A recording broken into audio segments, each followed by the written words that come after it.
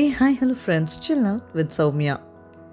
8லேருந்து 15 வயசுடைய பரம்புடைய ஆண் பிள்ளைகள் காடறிய போவாங்க. 3லேருந்து 4 வருஷம் நீடிக்கிற பயணம் அது. தேக்கன் தான் அவங்கள கூட்டிகிட்டு போவார். பரம்புடைய ஒவ்வொரு ஆணும் காட்டை பற்றின எல்லா விதமான அறிவுகளையும் பெற்று காட்டின் சவால்களை எதிர்கொள்கிற ஆற்றல் உடையவனாக மாறுறது தான் காடறிதல். வெறும் கையோட காட்டுக்குள்ளே நுழையிற பசங்க அவ்வளோ பெரிய வனத்துக்குள்ள தன்னந்தனியாக முழு வாழ்வையும் வாழ கற்றுக்கிறாங்க. இந்த பயிற்சியில் நிறைய ஆபத்து இருக்கு. சில சிறுவர்கள் இதில் இறக்குறாங்க. சிலருக்கு கை கால்கள் சிதையுது. சிலர் காட்டுக்குள்ளே தொலைஞ்சு போகிறதும் ரொம்ப வருஷம் கழித்து திரும்ப வரவங்களாம் கூட இருக்காங்க. இயற்கை ஒவ்வொரு கணமும் சவால்களை உருவாக்குனாலும் அதெல்லாம் தேக்கன் கணக்கில் வராது. அவர் ஒவ்வொரு நாளும் மாணவர்களுக்கு உருவாக்குற சவால்கள் தனி ரகம். அது எல்லாத்தையும் அவங்க எதிர்கொண்டு தான் ஆகணும். இப்படிதான் ஒரு முறை தேக்கன் அழைச்சிட்டு போன குழுவில் என்னுடைய முன்னோன் சூழிவேலும் இருந்தான்னு பாரி கதையை சொல்ல ஆரம்பிக்க கபிலர் அதை கவனமா கேட்க ஆரம்பிச்சாரு. அது கார்காலம். மழை விடாம கொட்டி தீர்த்துச்சு. தேக்கனும் மாணவர்களும் ஒரு சின்ன குகையில ஒண்டி இருந்தாங்க. எல்லாருக்கும் சரியான பசி. ஆனா தேக்கனோ சாப்பிட சொல்லி இன்னும் எந்த உத்தரவும் கொடுக்காம இருந்தாரு. அவர் உத்தரவு கொடுத்தா கைவசம் வச்சிருந்த கிழங்குகளை சுட்டு சாப்பிடலாம்னு பார்த்தாங்க. ஆனா அவரோ எதுவுமே சொல்லாம மழையே பார்த்துட்டு இருக்க பசங்க பொறுமை இழந்து வாயை விட்டே கேட்டுட்டாங்க. சரி, சுட்டு சாப்பிடுங்கள்னு தேக்கனும் சொன்னாரு. எல்லாருக்கும் சந்தோஷமாகிடுச்சு. ஏன்னா முன்னாடி நாள் காலையில கொஞ்சம் சாப்பிட்டதோடு சரி. அப்புறம் ஒரு சின்ன பழத்தை கூட சாப்பிட அனுமதிக்கல. அவர் அனுமதி கொடுத்ததும் வேகமா வேலைய ஆரம்பிச்சாங்க. கையில வச்சிருந்த தீக்கல்ல மாணவன் ஒருத்தன் தீ மூட்ட முயற்சி பண்ணப்போ தேக்கன் குகையை விட்டு வெளியேறிட்டாரு. வெளியே அவ்வளோ மழை கொற்றப்போ இவர் ஏன் இப்போ வெளியே போய் நிற்கிறாருன்னு யாருக்கும் புரியல. அவர் நனைந்தபடி வெளியில் நின்று கொண்டிருக்கிறார். நாம் சாப்பிட போவது அவருக்கு பிடிக்கவில்லையா? அவரிடம் கேட்டுத்தானே நாம் அனல் மூட்ட முயல்கிறோம்னு புலம்புனபடி இருந்தாங்க. பசி வேற அதிகமாகிட்டே இருந்துச்சு. சாப்பிட்ட பின் என்னவென்று கேட்டுக்கொள்வோம்னு நினைச்ச ஒருத்தன் தீ மூட்டை பார்த்தான். ஆனா சூழிவேல் அவனை தடுத்துட்டான். அப்போ இருந்த மாணவர்கள்ல சிறந்தவனா தேக்கன் நினைச்சது இந்த சூழிவேலை தான். வேண்டாம், அவரிடமே காரணம் கேட்போம்னு சொன்னவன், நாங்கள் நெருப்பு மூட்டும் போது நீங்கள் ஏன் வெளியில் சென்றீர்கள்னு அங்கிருந்தபடியே சத்தமா கேட்டான். உங்களை எப்போது சாப்பிட சொல்ல வேண்டும் என எனக்கு தெரியாதான்னு அவர் கேட்க, பசி தாங்காமல் கேட்டோம்னு இவனும் சொல்ல, அப்படியென்றால் சுட்டு சாப்பிடுங்கள்னு சொன்னாரு. ஆனால் நீங்கள் ஏன் வெளியில் போய் மழையில் நிற்கிறீர்கள்னு மறுபடியும் கேட்டான் சூழிவேல். 2 ஆண்டுகள் முடிய போகின்றன. இன்னும் உங்களால் இதை கண்டறிய முடியவில்லையான்னு தேக்கன் கேட்டதும் தான் இதுல ஏதோ சிக்கல் இருக்குன்றதே மாணவர்களுக்கு புரிய ஆரம்பிச்சது. என்னவா இருக்கும்னு யோசிச்சாங்க. ஆனா ஒன்னும் பிடிபடல. கொஞ்ச நேரம் பொறுத்து சூழிவேல் தான் கண்டுபிடிச்சான். தாங்கள் தீ மூட்ட முயன்ற கட்டை தில்லை மரத்தினுடையது. தில்லை மரக்கட்டையின் புகை கண்ணீர் பட்டால் பார்வையை இழக்க நேரிடும். அதனால் தான் தேக்கன் உடனடியாக வெளியேறியிருக்கிறார்னு சொன்னான். மாணவர்களுக்கு அதிர்ச்சி ஆகிடுச்சு. உடனே தேக்கன் கிட்ட போய் மன்னிப்பு கேட்டாங்க. பசி கண்ணை மறைக்கலாம், ஆனால் கண்ணை கெடுத்து விடக்கூடாதுன்னு சொன்னாரு. கொஞ்ச நேரம் காத்துட்டு இருந்தாங்க. மழை நின்னதும் வேற காஞ்ச கட்டைங்க பக்கத்து குகையில எங்கன்னா கிடைக்குமான்னு தேடினாங்க. ஆனா தேக்கன், இல்ல வேணாம், குகைக்கு வெளியே இந்த தில்லை மர கட்டையிலே தீ மூட்டுங்க, புகை கண்ணில் படாம கிழங்க சுட்டுடுங்க, இதுவும் தேவைப்படுற ஒரு பயிற்சி தான்னு சொல்லிட்டு சூழிவேலை மட்டும் கூப்பிட்டு ஒருவேளை யார் கண்ணையாச்சும் புகைப்பட்டா உடனே என்ன பண்ணணும்னு அவனுக்கு சொல்லிவிட்டாரு. கொஞ்சம் பயந்தபடியே தான் கிழங்க சுட ஆரம்பிச்சாங்க. ரொம்ப கவனமாக தான் வேலை பார்த்தாங்க. ஆனாலும் எங்க இருந்தோ ஒரு பயங்கர காத்து வீசுச்சு. உடனே எல்லாரும் தரையோட தரையா படுக்க அந்த புகைய காத்து அப்படியே குகை பக்கம் திருப்பி விட்டுடுச்சு. அங்க கண்களை மூடி உட்கார்ந்திருந்த தேக்கன் அப்போதான் உணர்ந்தாரு புகை அவர் கண்ணுக்குள்ள போயிடுச்சுன்னு. சூழிவேல் உடனடியாக என்னை தூக்கி செல்லுன்னு கத்துனாரு. தேக்கனை தூக்கிக்கிட்டு ஆற்றங்கரையை நோக்கி இறங்கினான். அவர் அங்க படுக்க வச்சுட்டு ஆத்துக்குள்ள குதிச்சு தேக்கன் சொன்ன மாதிரி உள்ள முங்கி ஆற்றுடைய ஆதிக்களையை அள்ளிட்டு வந்து அவர் கண்கள் மேல பூசினான். அது இமைக்குள்ள குளுமைய உண்டு பண்ணுச்சு. இன்னும் அள்ளி வருகிறேன்னு அவன் சொல்ல, இல்ல இதே போதும், கொஞ்ச நேரத்துல சரியாகிடும்னு தேக்கன் அவனை நிறுத்துறதுக்குள்ள அவன் ஆத்துக்குள்ள குதிச்சிட்டான். அப்போ எங்க இருந்தோ அடிமரத்தை இழுத்து அடிச்சுக்கிட்டு பெரும் வெள்ளம் வர ஆரம்பிச்சது.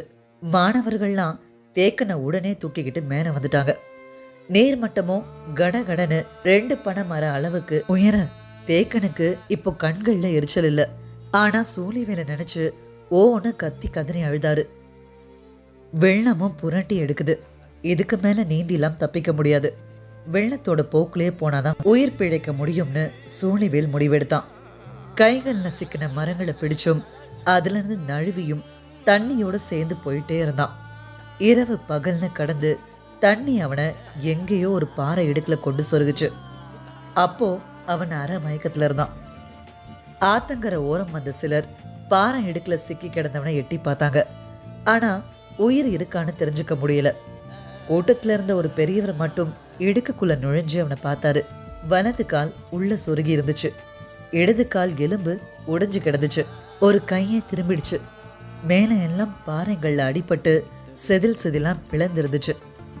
இவனை வெளியில் தூக்கி உயிரை காப்பாற்றினாலும் இவன் வாழ தகுதியற்றவனாகத்தான் கிடப்பான்னு அந்த பெரியவர் சொன்னாரு. அவர் சொன்னது கேட்டதும் கூட்டம் விலக ஆரம்பிச்சிடுச்சு. ஆனா அந்த கூட்டத்துல இருந்த தூதுவைக்கு மட்டும் அப்படி விட்டுட்டு போக மனசு வரல. அந்த பெரியவர் கூடயும் மத்தவங்க கூடயும் வாதம் செஞ்சு பாறை இடுக்கில் கிடப்பவனை எடுத்து வெளியில் போட்டு விட்டாவது போவோம், திறன் இருந்தால் பிழைக்கட்டும்னு சொன்னான். சரின்னு எல்லாரும் ஒத்துக்கிட்டு அவனை வெளியில எடுத்து கரை மேல போட்டாங்க.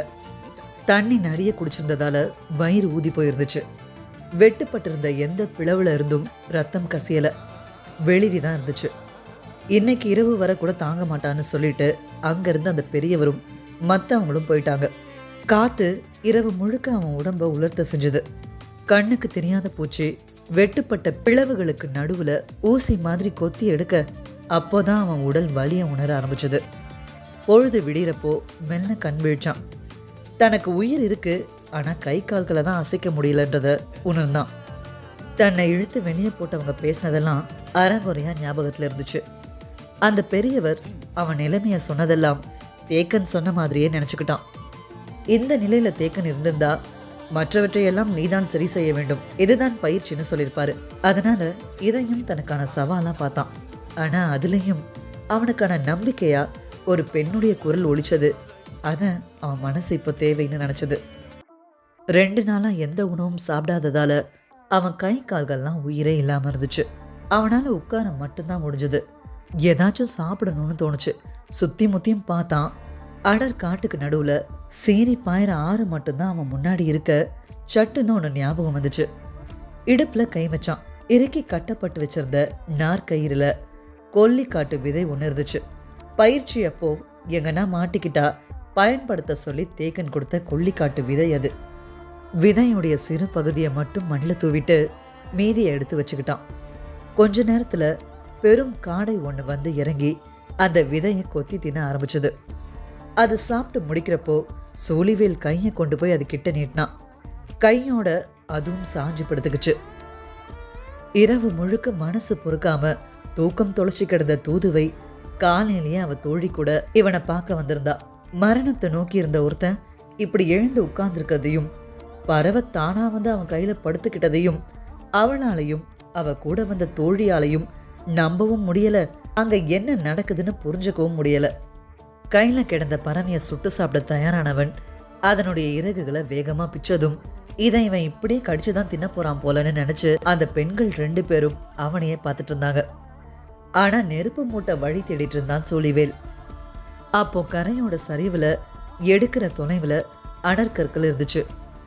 ஆனா அதை வச்சு எதை எரிக்கிறதுன்னு சுத்தி முத்தியும் பார்த்தான்.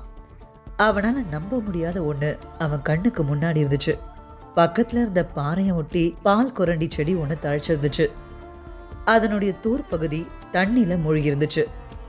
அவனுக்கா ரொம்ப சந்தோஷமாகிடுச்சு. காஞ்ச சருக விட அதிவேகமா பத்தி எறிகிற பச்சையான பால் கொரண்டி. மெல்ல உடலை கீழ் நோக்கி சரிச்சான். இவன் ஏன் ஆத்த நோக்கி சரியிறான்னு பதறினபடி தூதுவையும் தோழியும் ஓடி வந்து எட்டி பார்த்தாங்க.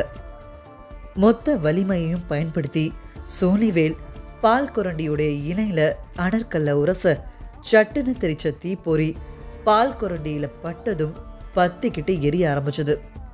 சட சடன நாலாப்புறமும் எல்லா இலைகளையும் பத்திக்கிச்சு நெருப்பு. அதுக்கப்புறம் அந்த பறவைய பால் கொரண்டி நடு தண்டுல சொருகினான். இது எல்லாத்தையும் ஆச்சரியமா வாய பிளந்து பார்த்துட்டு இருந்த தூதுவை ஊர் மாடத்துல வந்து சொன்னப்போ யாருமே நம்பல. அவன் திரும்ப உயிரோடு மீண்டதே நம்ப முடியல. இதுல நீ என்னென்னமோ சொல்றியேன்னு அவனை போய் பார்க்க போனாங்க. அவன் பின்னாடி ஒரு பெரும் கூட்டம் நிக்கிறத உணர்ந்தவன் திரும்பி பார்த்தான். அது பெரும் கூட்டம்லாம் இல்ல, சின்ன கூட்டம் தான்.